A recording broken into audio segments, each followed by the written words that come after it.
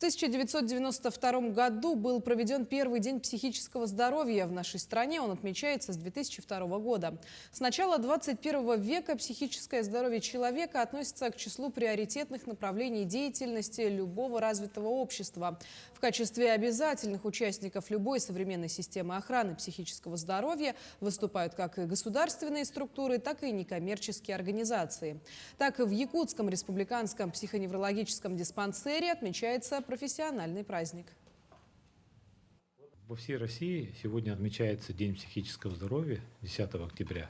Но это не праздник, по сути, это день, в связи с которым мы должны вспомнить о том, что в нашем мире существуют и люди с психическими расстройствами или заболеваниями, и мы должны принимать их как данность, мы должны относиться к ним соответственно, уважать их права, и соблюдать их, конечно.